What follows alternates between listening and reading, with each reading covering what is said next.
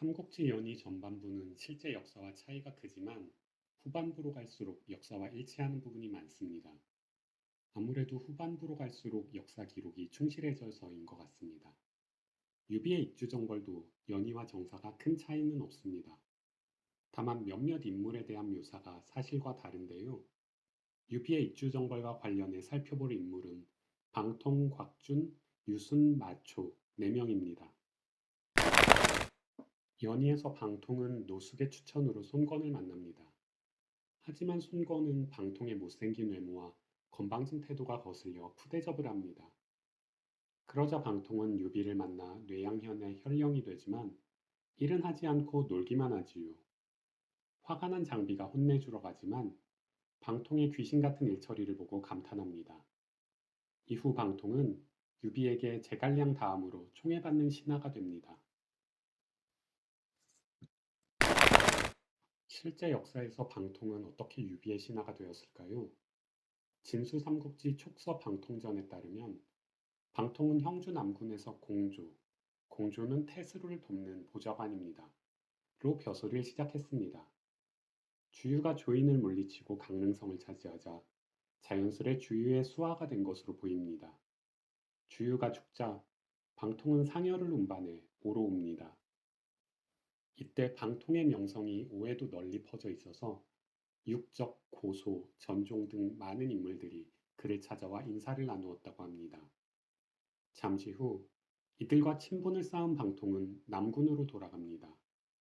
역사 기록은 없지만 정황상 송건도 방통을 만나보았을 가능성이 큽니다. 방통이 주위의 시신을 운반해 왔으니 당연히 손건에게 인사를 올렸을 겁니다. 손건도 방통의 명성을 들었을 것이고 주변 신하들이 방통을 추천했을 가능성도 높다고 봅니다. 이유는 알 수 없으나 손건은 방통을 중히 쓸 생각이 없어서 그냥 보낸 것 같습니다.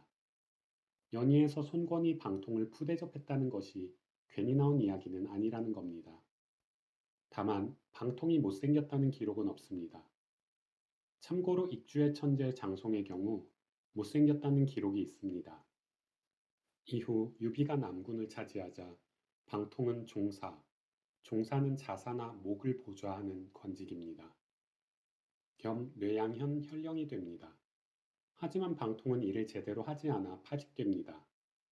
그러자 노숙과 제갈량이 방통을 무겁게 쓸 것을 유비에게 권했고 유비는 방통을 만나 이야기를 나눠본 후 치중종사에 임명합니다. 참고로 치중종사는 관리의 등용을 담당하는 관직입니다. 연희와 내용이 대체로 비슷합니다. 연희에서 방통은 부수관을 함락시키고 낙성을 공략합니다. 막 군대를 움직이려는 찰나 방통이 말에서 떨어지지요. 그러자 유비가 자신의 순한 백마를 방통에게 내어줍니다. 방통은 유비의 은혜에 감사해야 하며 산길로 말을 몹니다. 문득 불길한 느낌이 든 방통, 익주 출신 병사에게 그곳 지명을 물어봅니다. 뭐? 이곳이 낙봉파라고? 나에게 해로운 곳이다. 말머리를 돌려라. 하지만 방통의 명이 떨어지기 무섭게 골짜기에서 화살이 비오듯 쏟아집니다. 백마를 탄 유비를 노려라. 장임의 명에 따라 유장의 병사들은 백마를 향해 집중사격을 합니다. 순식간에 화살로 고슴도치가 된 방통이 말에서 떨어지니 그의 나이 36이었습니다. 정사에서 방통의 죽음은 조금 다릅니다. 방통의 지휘하에 유비군은 승승장구하며 성도의 코앞인 낙성에 도착합니다. 방통은 낙성을 포위하고 공성전을 지휘합니다. 하지만 적의 저항이 만만치가 않습니다. 장기간 이어진 공성전. 어느 날 성에서 날아온 화살 중 하나가 그의 몸에 박힙니다. 이처럼 방통은 적의 매복에 걸려 죽은 것이 아니라 성을 공격하던 도중에 전사합니다. 장수도 아닌 참모가 성 가까이 접근해 위험을 자초한 것 같습니다. 연희에서는 방통이 죽고 위기에 빠진 유비를 돕기 위해 제갈량이 지원군을 이끌고 낙성 앞으로 달려옵니다. 하지만 실제 역사에서는 유비가 방통과 함께 낙성을 포위 공격하던 도중에 제갈량을 호출합니다. 유비의 생각보다 낙성을 함락시키기가 어려웠고 유장의 대군이 가맹관을 공격하고 있었습니다. 낙성 함락이 늦어지면 가맹관을 빼앗기고 적에게 포위를 당할 위험도 있었습니다. 그래서 유비는 신속히 낙성을 함락시키기 위해 형주에서 병력을 충원한 것 같습니다. 이후 지원에 나선 제갈량 장비가 유비와 만난 곳은 낙성이 아닌 성도성 앞이었습니다. 가맹, 부, 면죽, 낙을 점령한 공은 온전히 유비와 방통의 몫인 겁니다. 참고로 선봉에 서서 큰 공을 세운 것은 황충입니다. 이번에 소개할 장수는 곽준입니다. 연희에서 곽준은 한중공방전에 처음 등장합니다. 곽준은 맹달과 함께 가맹관을 지키며 장압의 공격을 막습니다. 별다른 비중 없이 스쳐 지나가는 장수입니다. 정사에서 곽준은 짧지만 강한 임팩트를 보여줍니다. 촉서 곽준전에 따르면 곽준은 형주 남군 출신으로 유표가 죽자 유비에게 투항해 중랑장에 임명됩니다. 유비가 가맹관에서 성도를 향해 진격할 때 곽준은 가맹관을 지키는 임무를 부여받습니다. 그러자 장로가 수와 양백을 보내 곽준을 포섭하려 하는데요. 곽준은 한마디로 장로의 제안을 거절합니다. 제 머리를 얻을 수는 있어도 가맹관을 얻을 수는 없습니다. 이 말을 들은 양백은 순순히 물러납니다. 이후 유장의 장수인 부금, 상존이 만여 명의 병력으로 가맹관을 공격합니다. 이때 곽준 수하의 병력은 수백 명에 불과했죠. 곽준은 1년이나 가맹관을 지키다가 적이 빈틈을 보이자 기습에 나섭니다. 이 싸움으로 곽준은 적을 대파하고 적장 상존의 목을 뱁니다. 소수의 병력으로 성을 지켜내는 일은 삼국지에 종종 나옵니다. 하지만 수백의 병력으로 1만이 넘는 적에게서 1년이나 성을 지켜내고 적장의 목까지 벤 것은 곽준이 유일합니다. 유비는 익주를 점령한 후 곽준을 제동태수 겸 비장군에 임명해 그 공을 치하합니다. 하지만 훌륭한 장수였던 곽준은 3년 뒤 40살의 나이로 세상을 뜹니다. 개인적으로 곽준이 조금만 오래 살아서 관우가 북벌을 할 때 남군을 지켰다면 좋았을 텐데 라는 생각이 듭니다. 곽준의 아들인 곽익 또한 훌륭한 장수였는데요. 이것은 나중에 따로 다루겠습니다. 이번에는 유순을 소개해 드리겠습니다. 유장의 장남인 유순은 연희에서 별 볼 일 없는 장수로 나옵니다. 유비의 군대가 파죽지세로 진군해 오자 걱정하는 유장에게 유순이 큰 소리로 말합니다. 소자를 보내주시면 유비군을 막아내겠습니다. 이때 유계와 장임이 낙성을 지키고 있었는데 유순은 오이, 오란, 뇌동과 함께 지원을 갑니다. 얼마 후 유비군이 낙성 앞으로 진격합니다. 그러자 장익이 유괴를 죽이고 성문을 열고 유수는 허둥지둥 성도로 달아납니다. 유수는 처음 큰 소리 친 것에 비해 보여준 것이 없습니다. 이번에는 정사의 기록을 살펴보겠습니다. 촉서 유비전을 보면 유비가 낙성을 포위했지만 유순이 1년이나 성을 지켜냈다 라는 기록이 나옵니다. 유장의 장수들이 줄줄이 유비에게 패하고 투항하는 와중에 성과를 낸 것은 유순밖에 없는 것 같습니다. 1년이 지난 214년 여름, 낙성이 함락되는데요. 유비가 어떻게 낙성을 함락시켰는지는 나와 있지 않지만 성 안의 식량이 떨어진 게 아닐까 추측합니다. 성도가 함락된 후 유순은 봉거 중랑장에 임명됩니다.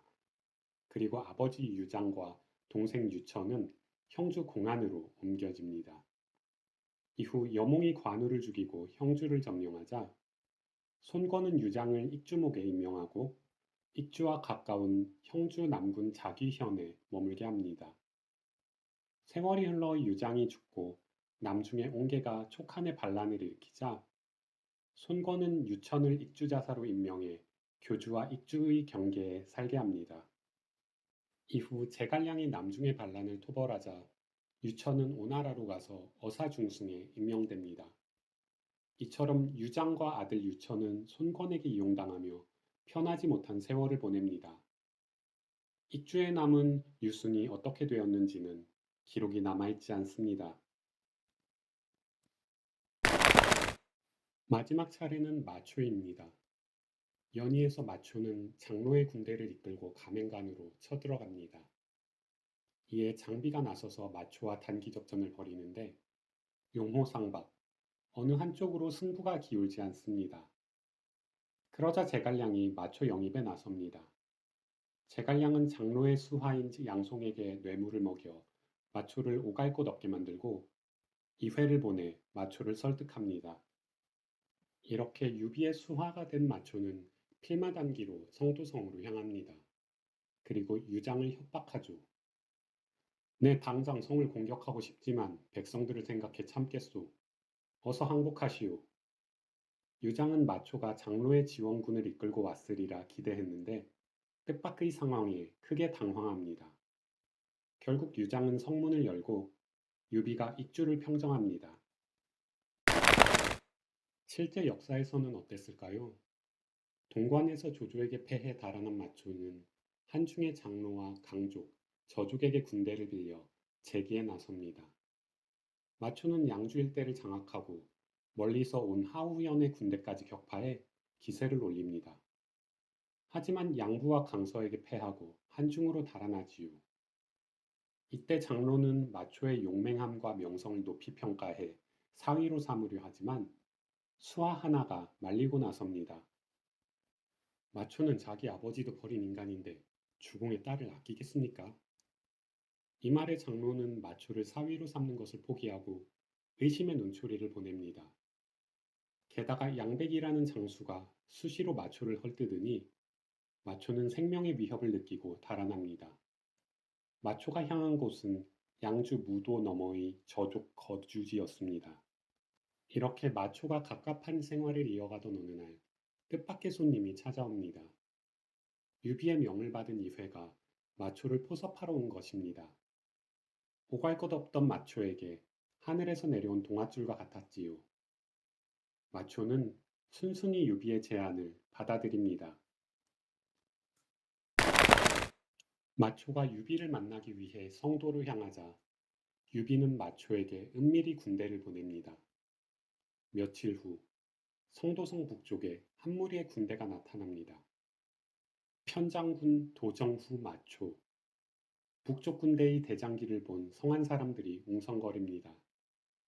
당시 마초의 무시무시한 명성은 홍량주뿐 아니라 익주에도 널리 퍼져 있었습니다. 성한 사람들은 마초가 유비의 원군으로 나타났다는 사실에 두려움에 떨었습니다. 유장 역시 마찬가지였죠.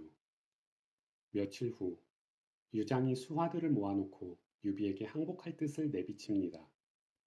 그러자 수하들은 한 목소리로 결사항전을 주장합니다. 이에 유장이 다음과 같이 말합니다. 부친과 내가 20년 동안 익주를 다스리며 백성들에게 은혜를 베풀지 못했소. 3년 동안의 전쟁으로 백성들의 시체가 땅에 널렸으니 내 마음이 아프다오. 이렇게 유장이 성문을 열자 성한 사람들이 모두 통곡을 했다고 합니다. 연희에는 유비가 열렬한 환영을 받으며 성도성에 들어간 것으로 나오지만 실제 익주 사람들은 유비를 그다지 좋아하지 않은 것 같습니다. 유장이 백성들에게 좋은 정치를 했을 수도 있습니다. 이상으로 유비의 익주정벌 때 활약한 4명의 장수에 대해 살펴봤습니다. 다음 시간에는 조조의 한중정벌에 대해 살펴보겠습니다. 연희와 달리 장로는 무기력하게 조조에게 패하지 않았거든요. 감사합니다.